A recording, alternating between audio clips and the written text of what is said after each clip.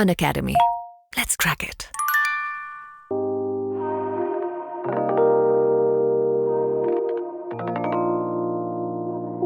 Hello everyone, my name is Nikita and welcome to Unacademy. UPSC CSC 2024 के mains और आज है Sunday और आज है last day of the mains examination. GS3 का पेपर हो रहा है। मैं यहाँ हूँ UPSC भवन के सामने एंड लेट्स फाइंड आउट कि आज का पेपर कैसा हुआ सारे स्टूडेंट्स का। हाय, क्या नाम है आपका? विनते। विनते, कौन सा अटेम्प्ट था आपका? मेरा second attempt. So how was the exam? Like it always has been GS3. It is kind of a low scoring ones. They were very like fringe topics. Okay. But it is how it is the nature of exam. It was same for all. So yeah, some questions were on similar lines. For example, disaster management. Okay. It was on similar and expected lines. But environment questions were like environment and science tech questions were like you had to think a lot to counter them. Just for example, which questions if you Like for example, RFID. It was asked कि RFID FASTags Okay. on toll collection. So you know that it is RFID, but the thing was you have to write merits and demerits of RFID about certain plan changes. And for example, subtopic which we tend to ignore very like we just glance through it. They were there like Digital Personal Data Protection Act. I personally did not go through much through it. I was expecting questions and something on more space related, like Gaganyaan or wo, but ठीक है, it's part of the question paper. And it came like the question was on asteroids.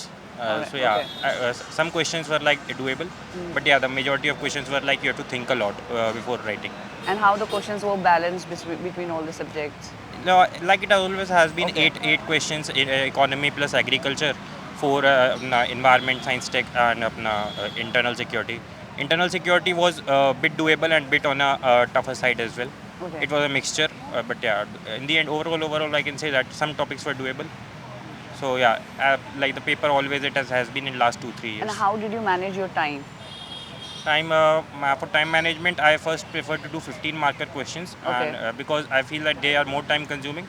So since the paper is distributed 5 minutes early, so in that time I tend to brainstorm 1 or 2 15 marker questions. So in those 5 minutes, about what I have to write. So that saves my 1-2 minutes in each question. So that helps me complete my paper on time. That's amazing. So if you talk about the students who are giving attempt in 2025, so what advice you will give after after giving this exam? I think for science and tech, it is very important to have a general understanding of Okay. all subjects and observing it from a point of merits, demerits, and what like an open-minded you have to be for science and tech. For environment too, the same thing goes. Like like environmental impact assessment question came, I think, after a very long time. So yeah, you cannot leave out any topic. Go through the syllabus diligently and keep an open mind about what's happening in the current environment and science tech scenario. For economy, economy was I think a bit doable, but some topics were like non-expected, like labor code, 4 labor codes. So no one reads that to that extent, but it is like it was same for all. So you have to do it now. So yeah, to expect the question, go through PYQ syllabus, and that's what the trick. So in the end, it's all averages out. Like the marks have been on the average side, 80 to 100 in GS3. I think they will be similar to in this year as well. Thank you so much and wish you all the best. Thank you, ma'am. Akash Chaudhary. Okay. क्या नाम है आपका? आकाश Chaudhary. Okay, आकाश जी, कौन सा attempt था आपका ये? It's my second attempt. Okay, तो कैसा था पेपर? कौन कौन से क्वेश्चंस पूछे? ट्रेंड वही फॉलो हुआ या some surprise happened this time? Trend was same and also the questions were more from the current affairs side. Okay. And they were not. You cannot make a clear distinctions that this is being asked from the economics and this is being asked from the जैसे आप science and technology, because जैसे- whole syllabus was integrated into the questions. जैसे कौन से And- question की बात करेंगे ऐसे जो आप एग्जांपल दे रहे हो? There were various questions like from agricultural side, you can say the buffer stock, millets. They were direct questions. Recently happened in the news because during G20, Prime Minister organized a dinner with millets. So direct questions were there. Udan scheme was also there, and RFID system was also there. Or the new tax, new toll reforms were also there, like toll deduction just by. और economics की बात करें तो कैसे question थे? Trend follow हुआ था या फिर इस बार कोई सरप्राइज क्वेश्चन आपको मिला? I haven't find any surprising question, but all questions were from current affairs. Okay. And there is no distinction clearly that this question belongs to economics and this question belongs to other sections. They were designed in such a way that in a one question, all four portions were combined. Like environment was also included with economics. Okay In this manner, questions were drafted. और science It was science and tech की बात करें तो उनमें कहाँ से ज़्यादा question आए थे? Current affairs current affairs, mostly current. Mostly current affairs Mostly current. तो ज़्यादातर एग्जाम पूरे अगर ओवरऑल एग्जाम की बात करें तो ज़्यादातर करंट अफेयर से इंटीग्रेट हाँ, किए हुए थे। करंट अफेयर्स से आएगा. ओके तो अगर डिफ़िकल्टी लेवल की बात करें तो और पिछले सालों से इस बार कैसा था difficulty level? Question paper was predictable, but you can say that it was lengthy. Okay Yeah. 3 hours not sufficient to write the whole paper, and questions were also very lengthy. In a one question, they have asked 3-4 things, and in a 150 word, you have to write about 154 things, and they are also of applied nature. So in this way, it was very lengthy.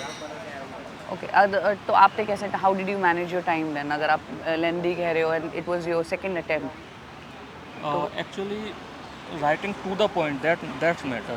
That's how you can manage. You cannot go about rambling unnecessary things. Just write to the point. That's how you can complete the paper in 3 hours. Otherwise, you will not be able to complete. तो आपको कमी नहीं हुई time की? You have utilise हुई आपको? Yes, yes. जैसे कितने टाइम की कमी रही? Last question I wasn't able to complete completely. One page left blank. Okay so इस जो आपकी ये आज एक्सपीरियंस रहा है उससे नेक्स्ट टाइम आप टाइम मैनेजमेंट में क्या एडवाइस दोगे बच्चों को? Because I was focusing upon writing in a paragraph manners okay and creating a readable answer, persuasive answer. But I think it doesn't demand a persuasive answer, rather than it demands a to the point factual data. Okay That's kind of answer. Okay what advice you would like to give to other aspirants who are appearing in 2025? First of all, focus upon the previous year question papers. They are too much important. Things are repeated from them, and focus on data basically. Okay. Current affairs, especially what is going on in the country. Okay that's amazing, thank you so much and wish you all the best. Thank you. क्या नाम है आपका? वीरेंद्र जाट। वीरेंद्र जी, कौन सा attempt था आपका इस बार? मेरा तीसरा अटेम्प्ट है। तीसरा अटेम्प्ट। तो कैसा रहा पेपर और बार से डिफ़िकल्टी लेवल कैसा रहा? मैम मैंने टेस्ट दिए थे, उससे तो सिंपल ही पूछे क्वेश्चन मेरे हिसाब से। बाकी यूपीएससी बताइए जो लिखा उसके हिसाब से। तो जैसे अगर हम चेंजेस बताएं ट्रेंड में, तो ऐसा कोई सरप्राइज क्वेश्चन आपको इस बार देखने के लिए मिला?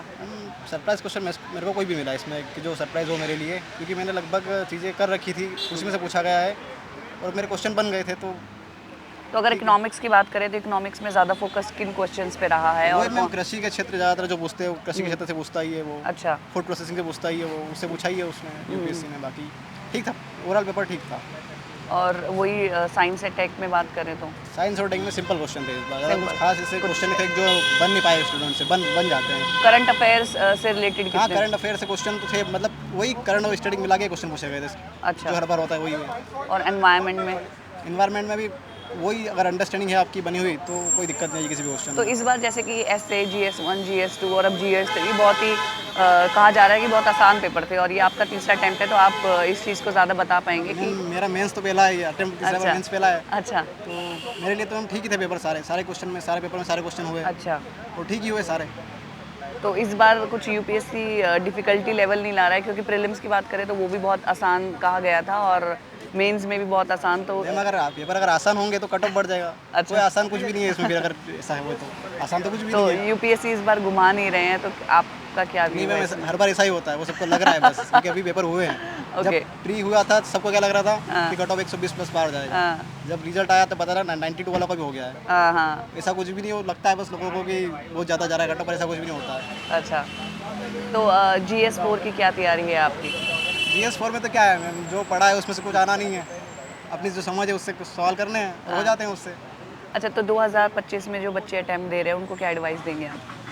प्री के पहले मेंस तो पूरा होना ही चाहिए किसी हालत में, बाकी 3 महीनों में मेंस तैयार करना बहुत डिफिकल्ट होता है यहाँ पे आके। फिर तो पहले मेंस पे फोकस मेंस करें। फोकस करना ही चाहिए पहले। अगर मेंस ठीक से होगा तो फिर प्री में भी दिक्कत नहीं आएगी और यूँ भी दिक्कत नहीं आएगी, बाद में आके फिर मेंस में निकालना टफ हो जाता है फिर। नहीं, बहुत बढ़िया, thank you so much and wish you all the best. Thank you. क्या नाम है आपका? मेरा नाम रोहित साहू है। रोहित जी, कैसा हुआ आपका आज का पेपर? पेपर अच्छा था, ये ठीक था, बाकी अच्छा। 2 से ज़्यादा अच्छा रहा ये।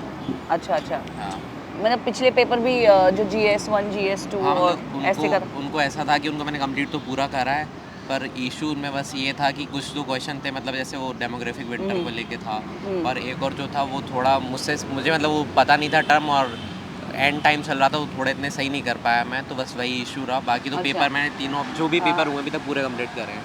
अच्छा, तो डिफ़िकल्टी लेवल आप कह रहे हो कि नॉर्मल था, आसान था हाँ एज़ मतलब कम्पेयर ये टू वाला अदर्स। तो मुझे नॉर्मल लगा क्योंकि मेरा इकोनॉमिक्स अच्छा है। तो इकोनॉमिक्स में कौन-कौन से क्वेश्चंस पूछे थे? इकोनॉमिक्स में मैम उन्होंने ये वाला तो अच्छा था, उन्होंने एक इन्फ्लेशन को लेके पूछा था कि जो फूड का इन्फ्लेशन चल रहा है वो किन रीज़नों से चल रहा है, हम उसे क्यों कंट्रोल नहीं कर पा रहे हैं, एंड मॉनेटरी पॉलिसी का क्या उसमें इफेक्टिवनेस है या नहीं है, तो वो बताना था मॉनेटरी पॉलिसी उसमें क्यों फेल हो रही है। मैंने बल्कि यही बताया कि उसकी इफेक्टिवनेस कम है क्योंकि वो एक मतलब डिमांड पुल इन्फ्लेशन है उसमें, तो मैंने वो बताया उसमें। और सिक्योरिटी को लेके क्वेश्चन थे, पाकिस्तान और ये चाइना को लेके इश्यूज था, और ये इनक्रिप्टेड मैसेज को लेके प्राइवेसी और सिक्योरिटी को लेके उन्होंने पूछा था कि क्या लॉस है, कि हम सिक्योरिटी कैसे मेंटेन कर सकते हैं, वही था। और बाकी के जो साइंस है, tech and environment?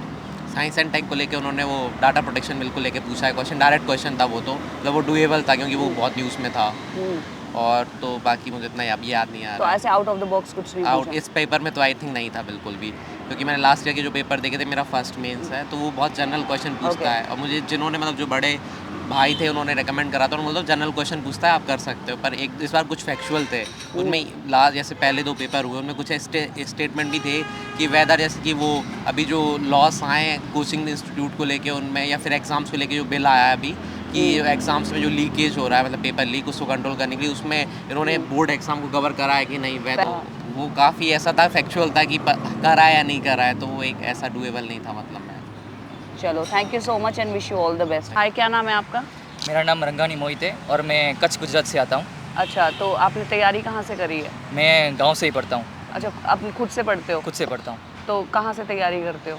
Online YouTube से पढ़ना है, बेसिक स्टैंडर्ड बुक पढ़नी है, एनसीईआरटी वो सब कुछ, और खुद से प्रिपरेशन करनी कोई है। कोचिंग नहीं? कोचिंग नहीं ज्वाइन की। और बिना कोचिंग के ही आपका प्रीलिम्स हुआ? कौन सा अटेम्प्ट है आपका? ये मेरा सेकंड अटेम्प्ट है और फर्स्ट मेन से। अच्छा, अच्छा, तो सेकंड अटेम्प्ट में ही आपने प्रीलिम्स खुद से क्लियर कर लिया। Clear कर दैट्स अमेजिंग। तो अभी अगर मेंस की बात करें तो आपका पेपर कैसा हुआ? पेपर अभी प्रैक्टिस थोड़ी कम थी, अच्छा, इसकी वजह से पेपर तो कंप्लीट हो गया है, पर जो कंटेंट आना चाहिए वो थोड़ा कम था मतलब। तो कहाँ से आपने तैयारी करी? अगर इकोनॉमिक्स की बात करें या फिर साइंस एंड टेक की बात करें, एनवायरनमेंट की बात करें, तो कहाँ से तैयारी करी आपने? इकोनॉमिक्स मैंने मुन्ना पटेल सर का किया ओके। है, और साइंस एंड टेक और एनवायरनमेंट मेरा साइंस बैकग्राउंड है, एग्रीकल्चर, इसलिए मुझे वो दिक्कत नहीं है उसमें। एग्रीकल्चर वो खुद से पढ़ लिया है, फिर मॉडर्न हिस्ट्री स्पेक्ट्रम से पढ़ा है, और बाकी एनसीईआरटी की है, बस इतना ही पढ़ा है। अच्छा, तो अगर जैसे आपने PYQs भी देखे थे, तो डिफ़िकल्टी लेवल कैसा था इस बार अगर पहले एग्ज़ाम से कंपैरेटिवली? कंपेरेटिव 2023 इस साल थोड़ा मॉडरेट लेवल का था, मतलब अच्छा। हाँ, बैलेंस क्वेश्चन थे उसमें। 2023 में बहुत ज़्यादा मतलब डिफ़िकल्ट थे। तो ज़्यादा किस पे फोकस किया गया था? करंट अफेयर्स इंटीग्रेट करे हुए थे या फिर ज़्यादा फैक्ट बेस से, कौन से कैसे थे? नाउअडेज जो क्वेश्चंस आते हैं प्रीलिम्स और मेंस में, वो कंटेम्प्रेरी इश्यूज से ही आते हैं। जो बेसिक जो फंडा रहता है उसको कंटेम्प्रेरी इश्यूज के साथ लिंक करके क्वेश्चन पूछते हैं, मतलब हाइब्रिड टाइप के क्वेश्चन रहते हैं। तो अगर करंट अफेयर्स की बात करें तो कौन कौन से करंट अफेयर्स इशू उठाए गए हैं इस बार एग्ज़ाम में? करंट अफेयर में इस बार तो नार्को टेररिज्म के उसके बारे में लिखा हुआ है, सोशल मीडिया के बारे में लिखा हुआ है, सोशल जस्टिस के बारे में लिखा हुआ है, ऐसे बहुत मतलब जो कंटेम्प्रेरी इश्यू है, जो सोशल डेवलपमेंट, पॉवर्टी है, अनएम्प्लॉयमेंट, ऐसे ऐसे क्वेश्चन पूछे गए हैं यहाँ पे। तो अभी आपके ये सारे एग्ज़ाम ऑलमोस्ट हो गए हैं, अभी GS4 ही बचा है, तो आप कितने कॉन्फिडेंट हैं अपने तैयारी के लिए और एग्ज़ाम के लिए? GS4 इथिक्स तो थोड़ा बाकी है मेरा, क्योंकि मेरा prime focus Indian forest service है, क्योंकि अच्छा। मेरा एग्रीकल्चर बैकग्राउंड है इसलिए। ओके। तो मैंने इसीलिए GS4 का रिग्रेस प्रिपरेशन नहीं की थी, इस बार फिर ऐसे ही दे दूंगा GS4 का। अच्छा, तो जो लोग घर से तैयारी कर रहे हैं, जैसे कि आप कोचिंग नहीं ले पाए और अपने खुद से सेल्फ स्टडी करी है, तो उन बच्चों को क्या एडवाइस करोगे? कहाँ से ज़्यादा तैयारी करनी चाहिए, कहाँ पे ज़्यादा फोकस करना चाहिए उन लोगों को? उसमें तो बेसिक चीज़ करनी चाहिए, एनसीईआरटी तो बेसिक है सबके पास, और जब स्टैंडर्ड रेफरेंस बुक है लक्ष्मीकांत, नितिन सिंघानिया, स्पेक्ट्रम, ऐसे बुक पढ़नी चाहिए। और PYQ का जितना ज़्यादा एनालिसिस करोगे आप, तो मतलब आपको आइडिया आएगा कि कहाँ से पढ़ना है और कितना पढ़ना है। बस मैंने तो इतना ही किया है। चलो, बहुत बढ़िया यार, wish you all the best. और आप बहुत इंस्पिरेशन हो, क्योंकि जगह बैरियर नहीं है, हम कहीं पे भी हो तैयारी हम कर सकते हैं। जैसे कि आप मेंस तक आए हो, अब डेफिनेटली मेंस भी क्लियर करोगे, और हम अब आप इंटरव्यू जब आपके होंगे तब हम आपका इंटरव्यू लेने आएंगे, एंड देन जब आप सर्विस में होंगे तब आपका इंटरव्यू देंगे। So be prepared. Thank you, you ma'am. so much. Thank you, ma'am.